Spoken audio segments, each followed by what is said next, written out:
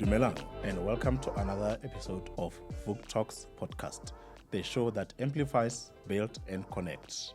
I'm your host, Lesiba Matabo, and today our guest is Mr. Thulani Sibisi, and we are here to talk about cancer.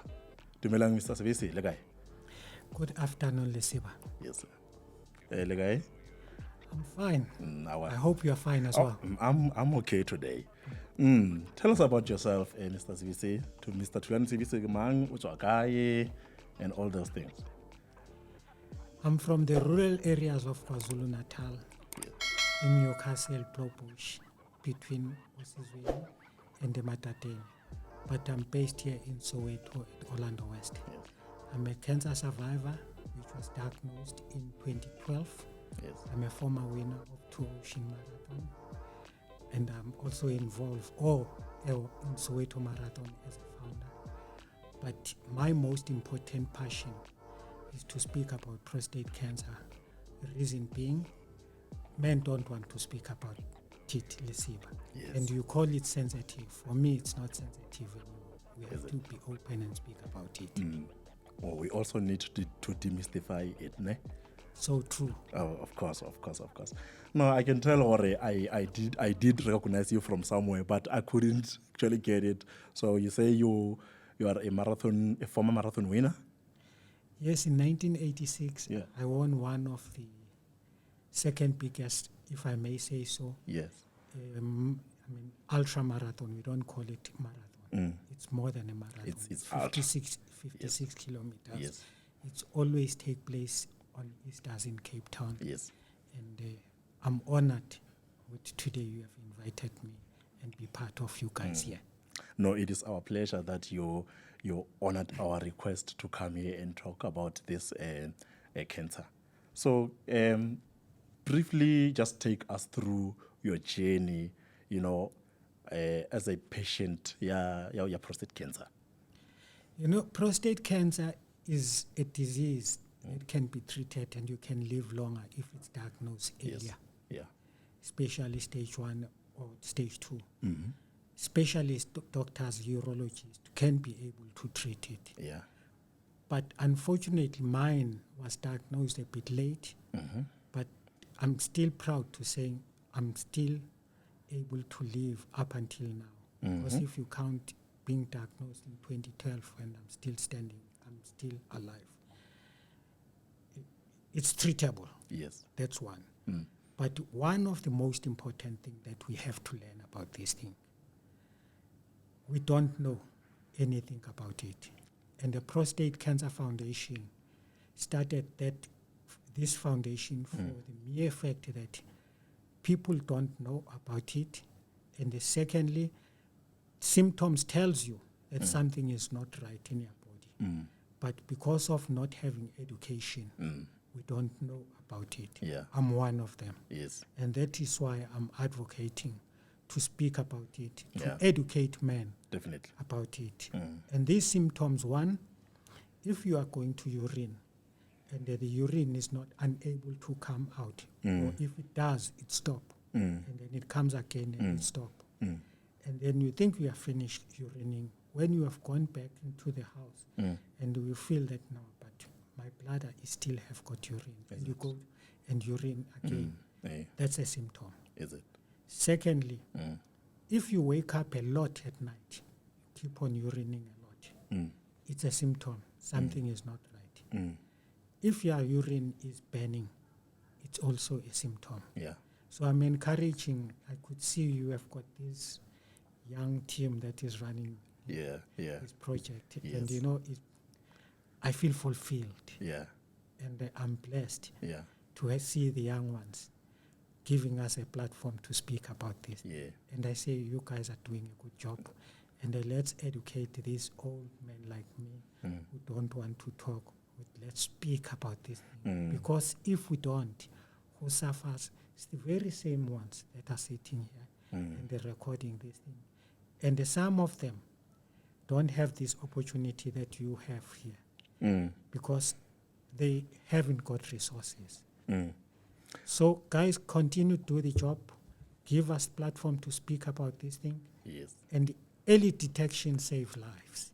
Oh, most and it's definitely. go out and do the test. Yes. If you are 40 years or above as a man, because you can live much longer. Let me make example. Okay. Babtut was diagnosed with prostate cancer, and he lived with prostate cancer over 20 years after being diagnosed. And we know he was old. Yes.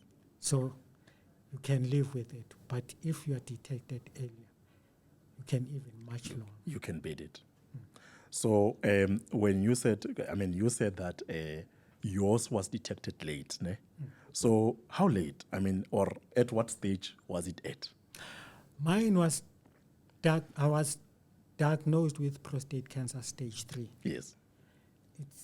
It was almost going into the bones. But fortunately, God maybe said, no, I want to keep you. Yeah. And I want you to go out and educate people there. Yeah. Don't keep quiet. And that's the reason why I'm here. Yeah. And I'm talking about it. Yeah. And I'm encouraging other men out there. Yeah. If you will be playing this Yeah.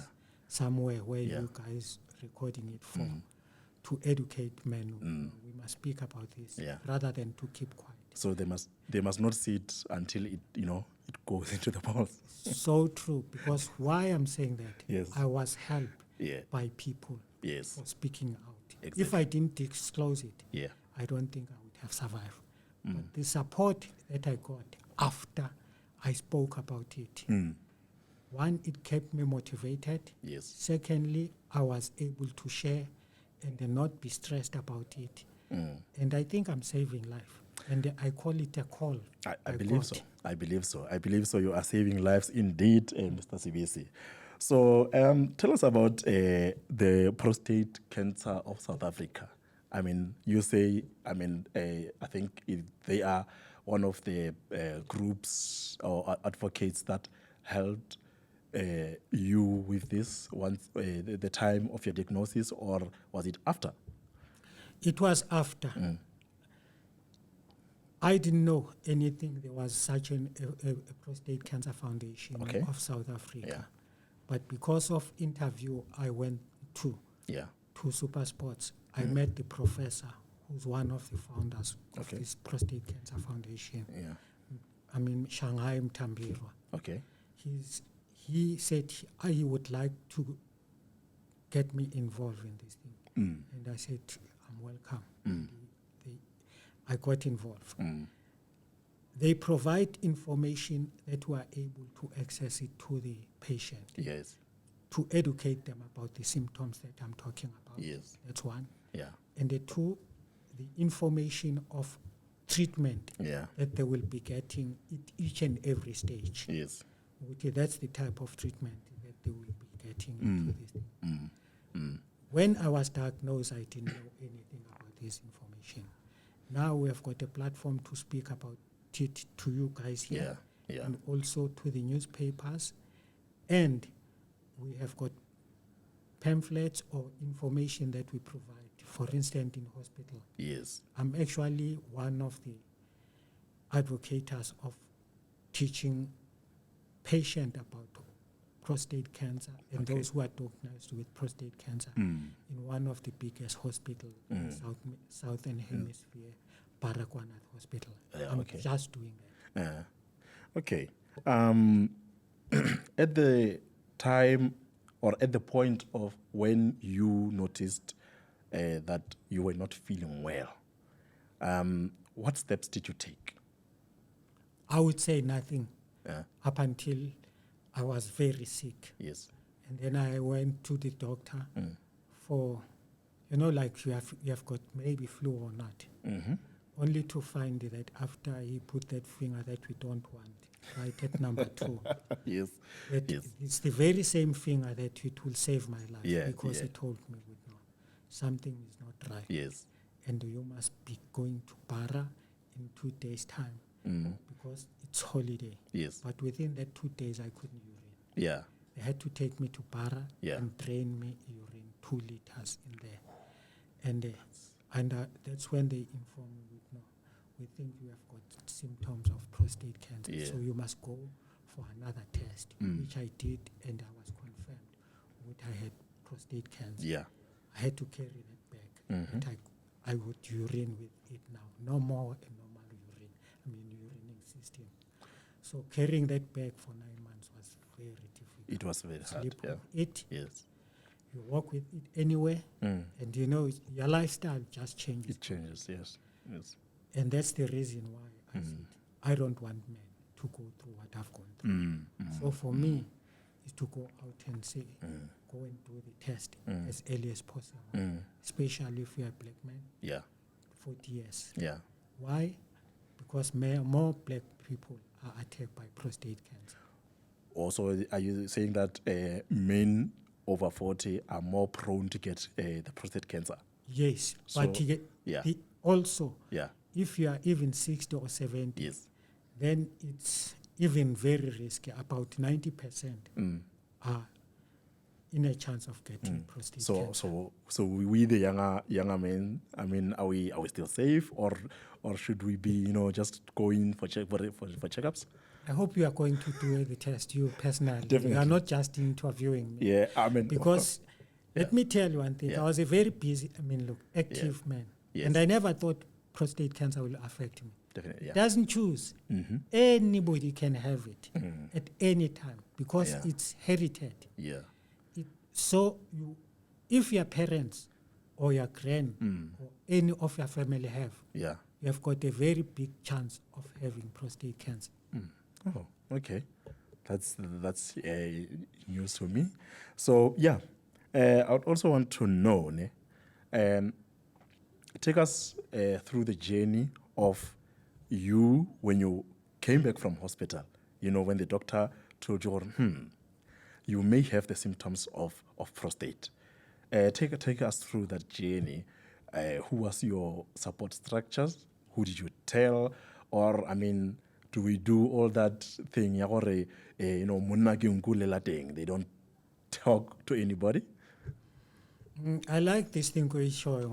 They see a norm from our own Yes. people. Yeah. Thina kwaZulu sithi indoda ifela ngaphakathi kusho ukuthi awukhulumi. Yeah. Or ibutho lakwaZulu lifela ngaphakathi. Yes. Ayisebenzi leyo nto leyo. Yeah. Because if you don't talk, you don't share, you die. Whereas if you spoke, you can get people who can help you. Definitely, yes. That's very important. Yes.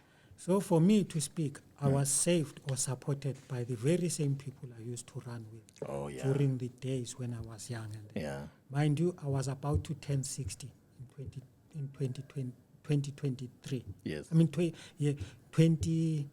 2013, yeah. I was going, because I'm now on October the 22nd. Yeah. I will be turning 70. Damn. You can understand this thing when you are looking forward to turn 60. Yes. And then you are diagnosed with prostate cancer. It's everything just changed and all that. But through support and God believing and faith that I had I can live with this thing. I'm still alive and I'm speaking about it and I'm encouraging men with there is life although you have got prostate cancer. And emotionally, how did you feel emotionally when you know that now I have cancer and now it is changing my life? You have to lead a new lifestyle now. You're a patient. So how does that go about, in your mind? I thought my life was going to be short and I could die anytime. And even in some of the doctors, the way they spoke to me and it was late, I could see although they were helping me, it wasn't that much expression of confidence which I may live with. But, belief is key in everything that you do. If you don't believe you could be a champion when you're involved in a sport that you could be, you won't be. But if you believe you will be. In life, you have to be positive. Yeah, of course. Understand? And most of us, I'm talking to this young team, you only succeed if you are positive and if you have got plans and your dreams will tell you what you can achieve. Don't be shy or frightened by fear. Because fear will always come and say, I don't think I can do it. You can do it. Yeah. So, are you, now, are you, still physically active? Do you still participate in your running or or like has cancer, stopped you from doing all those things? Because of surgery that I did, Yeah. which is part of the treatment that I'm taking, Yeah. I've got no testosterone. Okay. So I'm not man enough. That can be, So it's can not be true. Okay. Okay. if I could put it that way. Yeah. But I'm still alive. And I was out this morning walking another 5 kilometers because I can't run. Yes. Because prostate cancer is about life. Yes. When I say life, it's the lifestyle that you live. Yeah. Check what you eat, check what you drink, exercise. Yeah. And most of us, not just men, as human beings, we don't want to exercise. Yeah. We eat bad. Bad. And Yeah, we we don't drink eat bad healthy. stuff as Yes, well. yes, yes. So eat healthy stuff. I don't drink sugar in my coffee. Oh, If okay. I do drink coffee at that time, not at all. If I have sugar, I will have sugar in the form of fruit. If I visit, I make sure with that juice that I drink, it's a fruit juice of genuine fruit from the fruit. Yeah. I will crush that fruit into Yeah. a juice and drink it as is. I make sure that I haven't got chemicals on my juice. Yeah. So even food that I eat, I'm careful. I love my veggies. Red meat, I visit it because I'm aging. My digesting system doesn't work as like these young ones anymore. So I will eat very light of it. All this. Lifestyle is key. Yeah, lifestyle. And they control the body. So don't be overweight. Yeah. Don't be too thin. Yes. And the strength, Yeah. improving the intake of oxygen by Yeah. going out and walk. That will enhance the breathing problem of walk because you are able to store a lot of oxygen. And so that's what your body loves. So you innovate and you adapt, because of the way you're explaining it to me. You are saying that ever since you were diagnosed with this and with the treatment, that you went like your surgery, where they took your prostate, ne?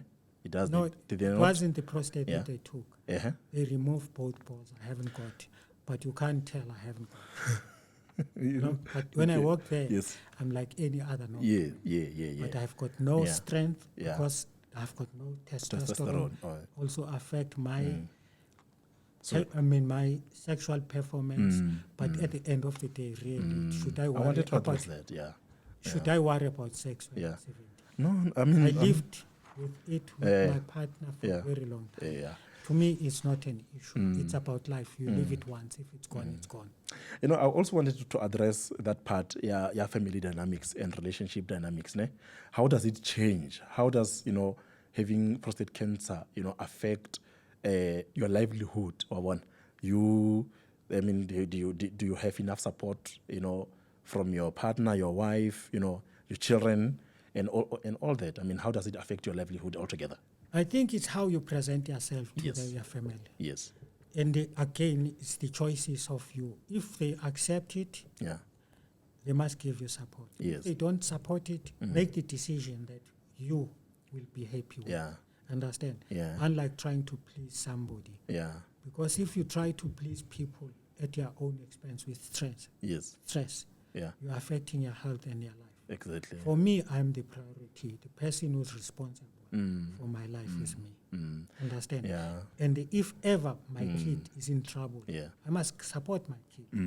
And if that kid doesn't learn what I do by giving support and do something else, there's absolutely nothing I can do. And how does that affect them emotionally? Knowing that their father has got cancer, there are also there's so many stereotypes about people who have cancer. We always think their lifespan is shortened and all that.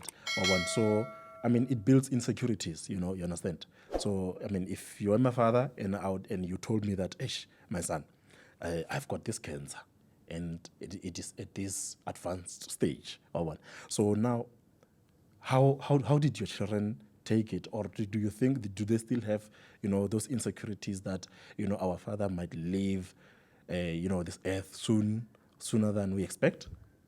I think I've proven to them already. I've lived with it for more than 10 years. Yeah. If they can't believe that, what more can I do, really? Yeah, Understand? no. Even Yes, if they yes, doubt yes. and all that, Yeah, I've yeah. proved it. Yeah, I've lived it. I mean, And I'm you're almost standing, 70. I'm sitting with you here Definitely. after 10 years Yeah. being diagnosed Yeah, with it. yeah. What more do I want, really? Or what more can I say? I mean, definitely. No, I understand that. I understand that. Yeah, man. I mean, what's the most important thing that you have learned, from living with cancer on a day-to-day basis? I view it as a call Yeah, and being an instrument of God. yeah, Because, I never knew it will happen. yeah. It happened. Yes, I never knew one day I will be here. I'm here. yeah, I'm talking to you. I'm meeting you, all of you. yeah, So, God does things very differently. in a mysterious Not way. the way Yeah, you want. Easy. But at the end of the day, you achieve some other things. Yeah. Always. For me, I would say I've become a better person or a different person yes, from what I was. yes. Because I never thought I would have cancer. You never thought. The lifestyle that I lived, because I was very much involved in sports. But it caught me. And here I am sitting here with prostate cancer. After 10 years, I still have it. I've got difficulties at night. But after I got up again, life improves and all that. And it has become a norm. I'm used to it. Oh, okay. So, do you still receive kind of support from your former running club? I would say to them, it's like, I don't like to praise myself because I regard myself as a very ordinary people. Yes, like that. yes, yes. But to them, they regard me as their legend. I don't know what it means because Yeah. they call me with that name. Legend. Yes. I mean, I don't know whether, Yeah. For me, I prefer them to call me with who I am. Yeah. My name. Your- yeah, is the yes. name and that. But they call me, maybe there's something that they learn from me. Okay. So, after being diagnosed, or when you started living with cancer, what is it that kept you motivated to keep going on a daily basis? I'm a very positive person. Yeah. I found myself, my talent Yes. of athletics. Nobody recognized it. I, myself, believed that I could be a good runner. And the people out there guided me Yeah. with type of training Yes. and giving me support also Yes. and all that. Yes. But if I wasn't positive about that I could be successful in athletics, I don't think I would have been. If I didn't believe that I would be a speaker today or Yeah. talking about this thing, Yeah. I don't think I would be here. Yeah. So for being positive in life and having that vision and faith with whatever God gives you, you can go out and do it. Kept me who I am, Yeah. and I'm proud of it. And that's why I was telling these young ones, follow your dream Yeah. and honor your dream. Yeah. But it's not an easy road. It's not an easy very road, yeah. difficult. Hurdles are many, but you have to go through those hurdles, jump them until you get what you want. So I can tell you have, given praise to God, several times in this interview. So I take it you are a highly spiritual man. You have gathered strength from that, and I think you've inspired a lot of us. I think sitting here, I can't stop beaming, with smiles, as you evidently so. Because I feel inspired. I feel inspired after this interview. I feel like many people, the viewers at home, the young ones, as I told you, that our audience will definitely be inspired by you, because you came here, unashamedly. You came to talk to us. We came here to demystify prostate cancer and all that. So I must thank you. I must thank you, from the bottom of my heart that you've honored this invitation, you have to talk to us today? I think one most important thing that I must say, my God, and I'm not saying you guys don't go to church. Please do go to church. But my one is where, everywhere. He's here. He's in my house. He's everywhere. Yeah. My God, I believe in him. I don't go to church, but I fully believe God is there. Yeah. So he's in charge of me. Understand? Yeah. But I must try to be as humble as I can, respect everybody, and bring myself down to a level of anybody. I should not look at a person and have a judgment on that person. Yeah. Because to God, I don't know who that person is. To him, God looks at us the same. Definitely. So, again, Mr. Thulani Sibisi, I cannot thank you enough. However, I just want you, in your own words, to give our viewers, a message of, inspiration. How can you inspire the youth and the people who will be watching this podcast? The youth, this project is not for me anymore. Yeah. I think I've done enough. I will still be involved. But I believe this project is for the youth, especially these young men. Yeah. Because they are the future fathers. And they are also the breadwinners, or will be the breadwinners. And so they must educate themselves in this project. And I want to put it very clear. I'm not being racist, guys, but most of the white people are aware and they know about this. And most of the Indians also are aware. Yeah. And we don't know about it. And if we believe that we have been bewitched. Yeah. But as now, Yeah. so ngiyacela, and I'm pleading to all the young men to be aware and educate each other about this thing. And speak publicly if being diagnosed, to educate each other, because without a father there is no home. Yeah. My parting words as well would be to say, we men, we need to take care of our health, because get tested, for prostate, get checked for prostate, ensure that you live a healthy lifestyle so that you can live longer. Why don't you say own your life and own your health?